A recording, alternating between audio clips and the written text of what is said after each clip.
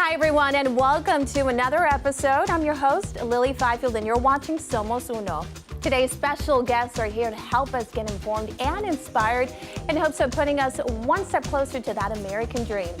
After we shine a spotlight or two, we hope to introduce you to the great people that make up our diverse communities and our city.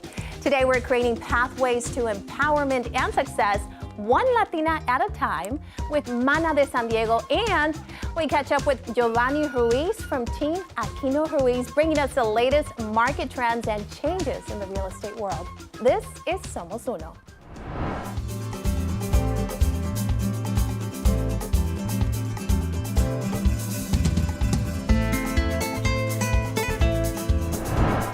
Our first guests are the President and Director of Fund Development for Mana de San Diego. Mana is a dynamic sisterhood of Latinas that come together by common history, culture, language, and goals. Mana provides Latinas with a roadmap and expert guides to assist them in their journey to becoming empowered leaders.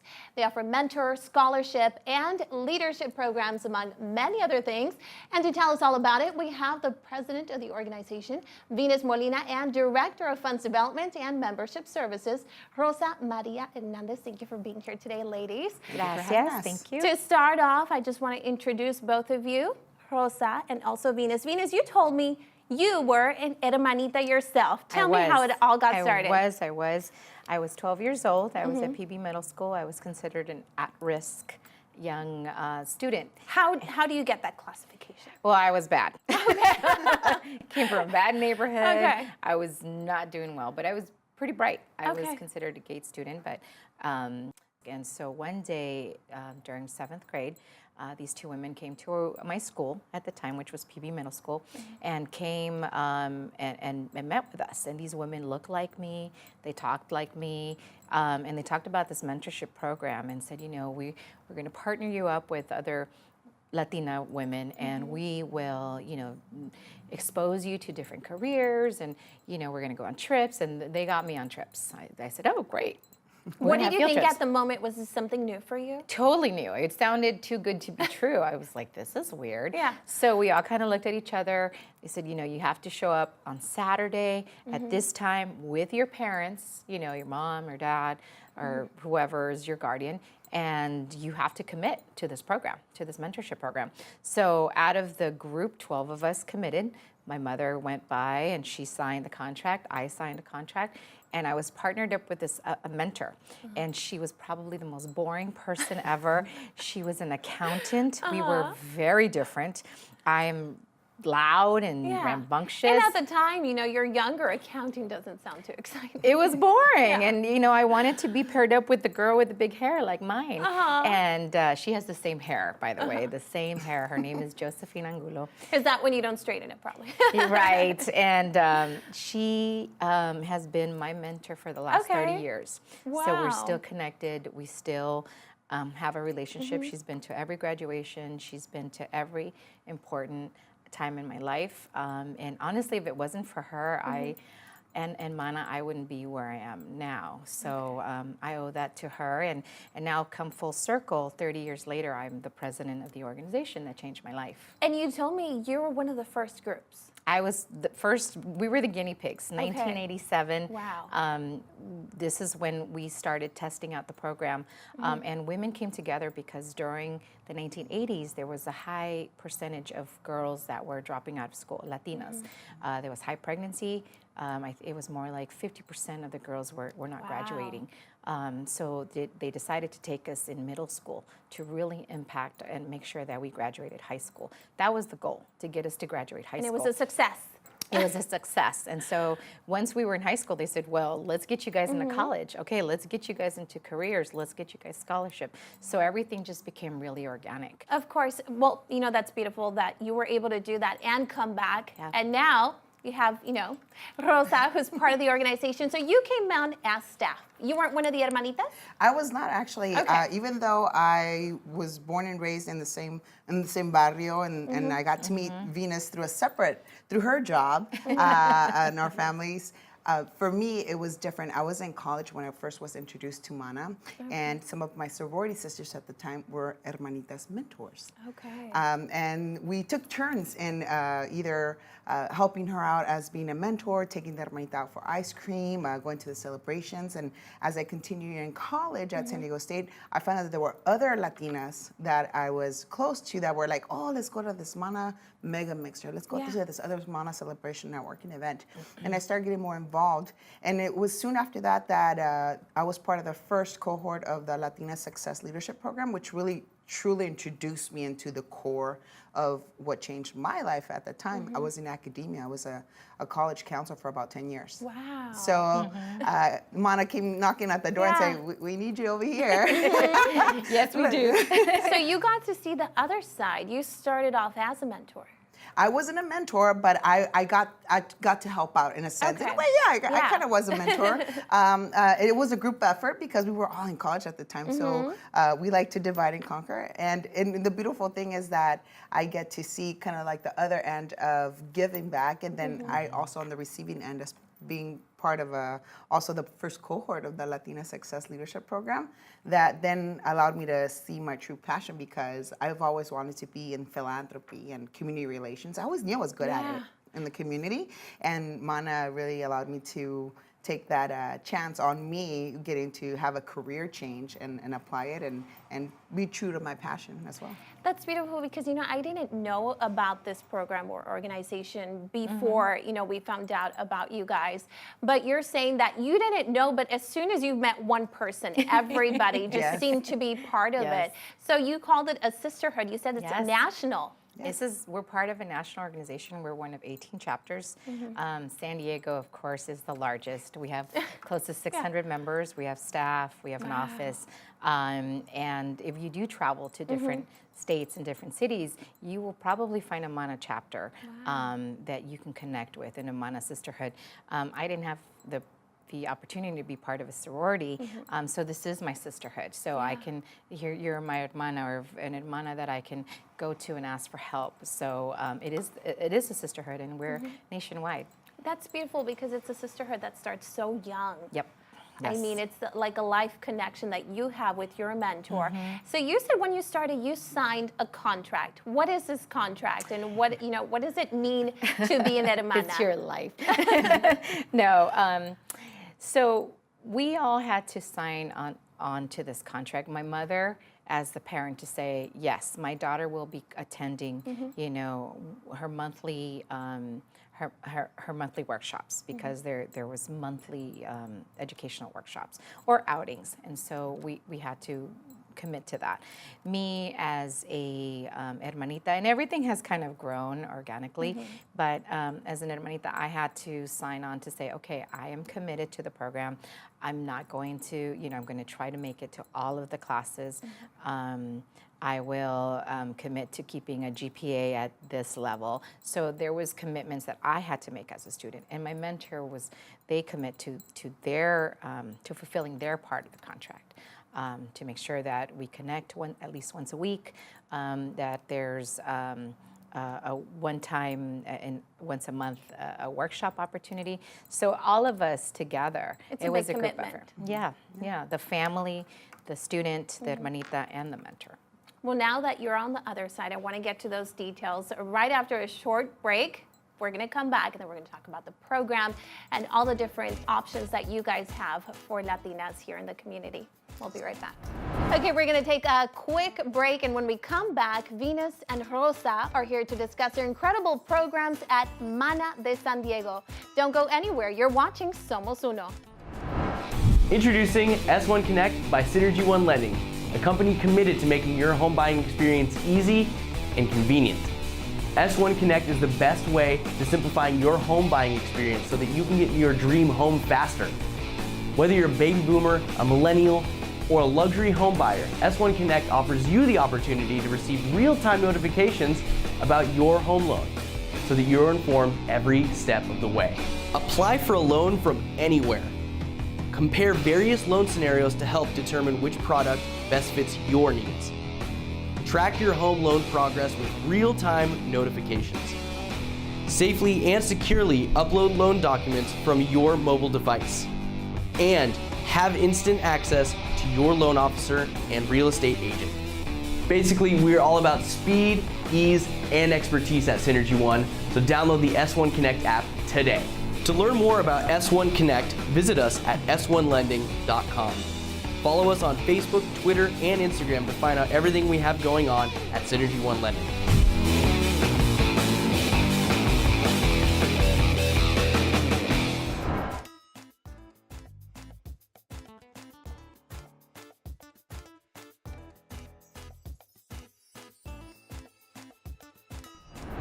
Welcome back. We are back now here with Rosa and Venus, who were telling us Mana de San Diego. I want to get back into the conversation because I really was interested right before we went to break. You were telling me of your experience and the contract and how that worked. And, you know, I wanted to ask you guys, as you find these girls and they come into the program, like you mentioned, they're at risk, correct?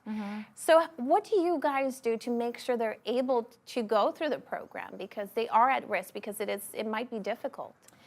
Well, and obviously right now, 30 years later, you have technology, you have bullying, you have so many different things that we didn't have to deal with. But a lot of that is the mentors. It's the mentors, it's the relationship they have, the mentors. We also have a really great leadership team. We have an Hermanitas director, Elizabeth Escobar, that does a fantastic job. And she has a leadership team, and they plan this out. They select the girls, because now, before, it was a new program, so we had to go out and look for the girls. This time now it's open countywide, so we have applications. We have we put out a call out for girls that are interested in the program, and the leadership team actually goes through all of the applications. They select the girls, and they also do the same thing with mentors. And then they have to have the opportunity of pairing them up, making sure that it's the right mentor with the right girl. So if somebody's watching at home right now and they're interested, they would like to become one, what is the process they would go through? Mana is for every Latina, Latino, or individual who wants to support the community at any stage of their life. So you don't have to be a seventh grader to be involved with Mana. You could be an abuelita if you want to be and be part of Mana. You could be a dad and be part of Mana as well. So there's the Hermanitas program, there's the scholarship program, and there's the leadership development program. Those are our three major programs, but we also have a lot of events that allows our membership to be part of Mana. Let's say I can't be a mentor, but I really want to get involved with Mana and the big network that they provide. Sure, why not? Join our member, our member, or join any program and just come to our event. So the beauty of it's open to the public at large. And do you guys see a lot of those people that are coming and joining that maybe aren't the mentors? And do you see that growing? Is that how the word has spread, or how's it become so big that now you have all these girls coming to you? Well, and I'll tell you, just like Rosa said, it's not just the girls. It's we also provide services for women. Okay. Part of our Latina leadership program, this came about because only 4% of Latinas were in management position. 2% of Latinas are in politics. So we definitely wanted to change that. In the leadership program, this is our third year, our third cohort, and we tried it out as well. We were part of the first cohort. And this is an opportunity to really have women grow in their professions, grow in their branding and their networking, so that they can reach those management positions and those political aspirations that they choose. It's beautiful because, like you said, you know, they come from certain communities where sometimes what is holding them back is the economic side. Yes, so exactly. you guys are able to help them with that, and through the scholarships, right? Definitely. Absolutely. We teach them. A lot of the things that Mana is able to do that a lot of people don't understand is we teach a woman about the opportunities that we don't grow up with, knowing as well as our parents sometimes, pregunta, or make sure you ask. A lot of times as Latinos, we are not culturally aware that the opportunities there, that the jobs And we are don't there. ask. We never ask. And I think that's one of the Is that things. what you have noticed throughout doing this program? And that's why we don't get our raises, because we don't ask. We're not comfortable culturally. You know, we learn to accept things and say thank you, gracias. You know, I'm No, that's blessed right. I have Yes. a job. I'm blessed that I'm here. And we're trying to change that dynamic, you know. We're like, you deserve this because you did deserve it. Yeah. this. You know, we're getting 54 cents for the dollar as Latinas. So how do we change that? You know, it's getting those promotions. It's having a network, because part of what we do, we also have networks and mixers, and we have pláticas to educate our members and, you know, on things that are out there. One thing that's really, you know, part of my passion as president is advocacy. With everything that's happening right now, MANA is on the forefront of our issues. Which also within Latinas, I know we have in the U.S., you know, as a country spoken out, but within the community, it's still something that people don't feel comfortable about. It's a taboo. Yes. Or how do you join an organization that feels the same way, or is about advocating, not just maybe in the environment? Like, how do you find safe with somebody that either A, looks like me, or believes or understands what I'm going through? And that's the beauty about MANA, not just with Latinas, but with women overall, and our hermanos as well, because we do accept men as well to support us. It takes a village. And the one thing that a lot of people now see in MANA is that we're the largest and the strongest Latina nonprofit in our region, and we are creating cyclical change. How are Latinos going to define the future? By investing in each other. Oh, I love it. You gave me chills. Yes. I love it. That's beautiful. You know, I can't agree with you guys more. And I know that you know, told me that you went through the process. And I also wanted to ask you, you've gone through the process. What have you seen are some of the challenges that we still have today, even with the people that you guys are mentoring? Let me tell you. Where do we start? Where do we start? We're not investing in Latinos. That's one of the main challenges. That as a director of development, I'm at the forefront of a lot of that. My job is to promote the success of MANA, but also let our communities know. You need to invest into ourselves. We need to invest in ourselves. So one of the things, we can't expect everybody that may not look like us to just give us money and opportunities. We need to learn to invest in ourselves through our programs, whether it's monetarily, whether it's by joining MANA, as in your talent, treasure, or time, volunteering. So that's the most important thing that we need to learn to invest. That builds confidence, and I feel like it's something does. that you guys focus on. Is just, I mean, that's what brings you to those steps if you have the confidence to be able to do it. A lot of the work that we've done, it's volunteer-based. And that's why a lot of people don't understand. Yeah. Like, it takes a village to raise a child. Well, it takes a village, a big village to raise a lot of Latinas. A bigger village. And that's why we're here, and that's why we need to spread the word so we can be able to keep programs like this running. We need all the help when it comes to, you know, not just funding, but people power. Like she said, everything that we do is volunteer-based. My board, we're all volunteers, and we all have full-time jobs, families, but we love what we do. And if I could do this full-time, I definitely would. Pretty much I do this full time. Hopefully by spreading the word, and hopefully, you know, people watching, they can get involved. I'm excited to I want to be a cool aunt. I think you should be. We're going to sign you up as soon as we're done. Perfect, girls. Thank you so much for being here with us today, and I can't wait to just spread the word and see how that comes back to you guys, because you guys are doing beautiful work here. Thank you so much for having us. Gracias. Okay, well, thanks to Venus and Rosa, I feel empowered and ready to learn a bit more of what MANA has to offer. So stay with us, because after the break, we have Jovani Ruiz from Team Aquino Ruiz with the trends and tips from the real estate world. You won't want to miss this. You're watching Somos Uno. Every client. Every client. Every client. Every client. Every time. Every time. Every time. Every time. No exceptions. No exceptions. No exceptions. No exceptions. No excuses. No excuses. No excuses. No excuses. Every client. Every time. No exceptions. No excuses.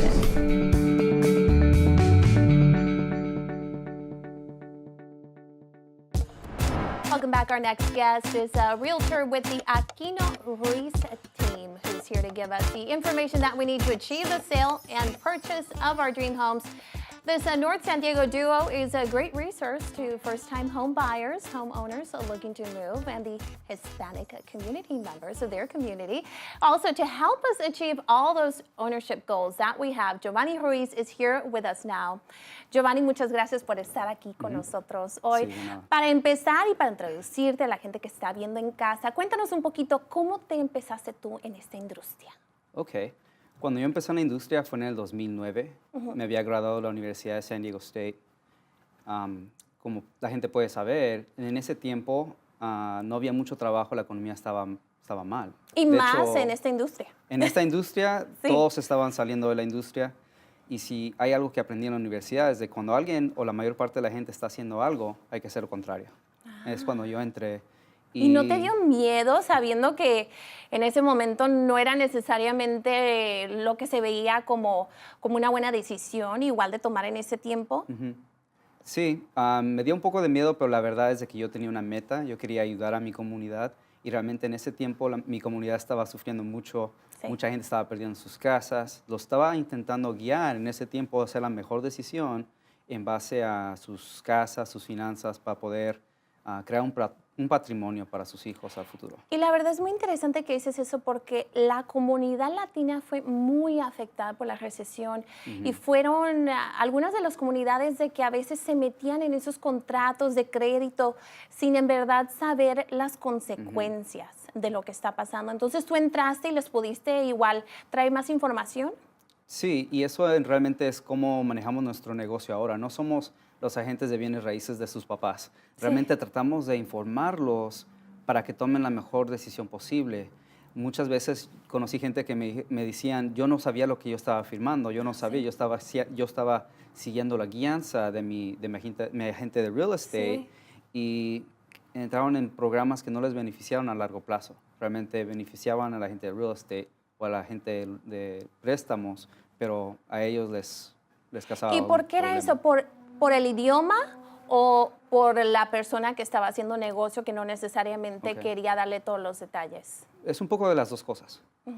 Es importante uno como profesional, si uno es bilingüe, puede proveer un buen servicio en inglés y en español para nuestros clientes.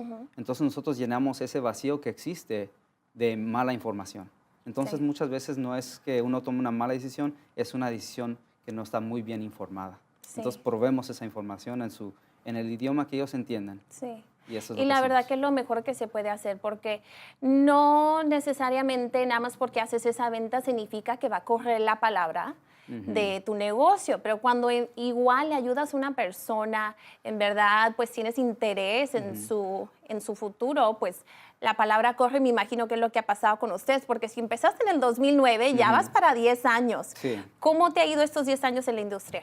En los últimos 10 años yo creo que mi mayor logro son los logros de mis clientes. Sí. Entonces poder verlos, no solamente comprar su primer hogar, pero después ahorrar dinero y con la ganancia, la plusvalía que tienen sus casas, poder vender esa propiedad y comprar otra casa, ese es mi mayor logro, realmente es ver eso.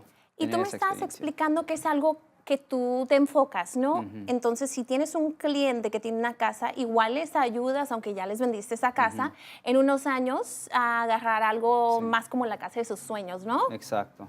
Y eso es lo que estoy viendo ahorita en el mercado actual. Le estoy ayudando a mis clientes a vender sus casas porque como fueron primeros compradores, muchas veces son primeros vendedores. Y saber qué se tiene que hacer para venderla al mejor precio posible, preparar la casa. Y después navegar el proceso de la venta y compra a la misma vez es un trámite un poco complicado. Entonces uno tiene que verlo así.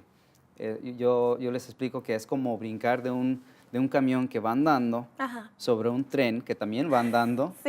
Y tratar de llevarse el más dinero posible a la siguiente compra. Entonces es un trámite bastante complejo y no es para un agente de real estate. Y es como un riesgo a veces, igual como le explicas de si es algo que se va a poder hacer, pero como tú dices, con alguien que esté informado, porque a veces me imagino la gente piensa, pues es algo muy fácil, tengo una casa, subió el precio, yo la puedo vender, no ocupo a alguien. Pero ¿qué son los detalles que ustedes ven de tu lado? Porque tú tienes el ojo ya en la industria, que tú ves que la gente no necesariamente piensa antes de hacer ese paso ellos mismos. Sí, el problema es de que las personas quizá piensen que solamente es vender y comprar. Es un trámite bastante complejo que involucra a muchas industrias y a muchas personas, profesionales de título, profesionales de escrow. Uno tiene que saber y estar consciente que uno está vendiendo la casa, uno tiene que dejarle saber al comprador todo lo que uno sabe acerca de ella. Y si uno por falta de documentos, el trámite puede regresar a un futuro y causar un problema aún más grande. Entonces es mejor saber manejarlo todo el proceso y hacerse bien a la primera vez que tener problemas que pueden surgir después. No, pues está muy interesante. Y yo sé que ahorita me estabas diciendo, ¿tienes ahorita algunos clientes que están en ese proceso? Sí, tengo varios clientes que están en ese proceso porque les ayudé en el 2009, 2010, 2012 a comprar sus primeros hogares y ahora las familias han crecido. Sí. Entonces, Pues 10 años después, ¿no? Sí, a través de esas bendiciones, o los hijos ya crecen, ya tienen la habilidad de poder comprar, me refieren a los hijos, ayudarles a ellos a comprar su primer hogar. Porque las familias que estoy ayudando son multigeneracionales. Sí. Ahora ya estamos tratando mucho con los millennials y hispanos. Y que es un diferente tipo de cliente, ¿no? Sí, son Hispanios. Sí. Pero realmente es un segmento del mercado que es uno de los más grandes y son gente emprendedora, gente trabajadora, muchachos que obtienen sus carreras y ahora están listos para el siguiente paso. No, pues súper bien. ¿Y qué tipo de contratos tienes ahorita que estás ayudando a tus clientes? Ok, el contrato que tengo actualmente fue una casa que les ayudé a comprar hace 5 años. La familia era una familia de 6. Ahora los hijos se casaron, tuvieron hijos. Ya y no son 6. No, estábamos más cerca a 12. Ajá. La casa la compraron inicialmente a 315, se vendió a 430,000. No, Compraron pues, una súper bien. casa de 3,600 pies cuadrados, de 7 Sí. recámaras, Ay, no. y a $530,000. Y que es la algo familia muy sigue común. unida, es muy común Es ahora. muy común en la familia latina, y igual como dices, es muy común ahora también con los milenios, ¿o cómo les llamaste? Hispanios. Hispanios, me encantó. Pues igual esta otra cosa que es muy común, ¿no? Entonces ya ellos hicieron esa compra, ¿tú les ayudaste con el proceso? Sí, y realmente fue un proceso un poco complicado porque los compradores se tardó el proceso y uno tiene que manejar no solamente la venta, pero la compra también. Hay varias personas involucradas, el agente, yo como ellos, el agente del vendedor, el agente del comprador, el agente de la casa que se están comprando, y uno tiene que manejar, como un director de una orquesta, uno tiene que manejar todo para que cuando brinquen del camión al tren, todo salga bien. No, y me estás contando, igual tienes más que esos clientes, entonces tú lo estás haciendo ahorita con diferentes familias en este momento, Sí, exacto, ¿no? y nuestro plan realmente es informar a la comunidad. Le estamos ayudando a clientes a averiguar qué se tiene que hacer para vender su casa y comprar la siguiente. Le estamos ayudando todavía a muchos hispanios. ¿Qué se ocupa ahora para poder calificar y comprar su primera casa? Sí. Entonces, navegamos todo ese aspecto de real estate. Lo que realmente donde está nuestro corazón es ayudar a los primeros compradores. No, pues me encanta. Y la verdad, acabas de informar un hispanio aquí. Entonces, muchas gracias por estar aquí con nosotros hoy. La verdad, te lo agradezco y ojalá un día puedes regresar e informarnos un poquito más, porque la verdad que sí se necesita, como tú dijiste, la información que puedes hacer esas decisiones de tu vida. Sí, en el idioma que ellos se pueden entender también. Perfecto, como hoy. Muchas gracias por estar aquí. Que ¿A tengas ti? buen día. Gracias. Okay, now that we've gotten our daily dose of knowledge, it's time to wrap up this episode of Somos Uno. I want to thank all of our amazing guests, Vinos Molina and Rosa Maria Hernandez from Mana de San Diego. Also, Team Aquino Ruiz from Windermere Homes Estates for being here today. For more content, you can head to our website at somosunotv.com and all of our social media sites. Also, if you can't get enough of Somos Uno, you can always watch us and subscribe on YouTube. Thank you again for watching. I'm Lily Fifield. Don't forget, que no se les olvide, we are one. Somos Uno.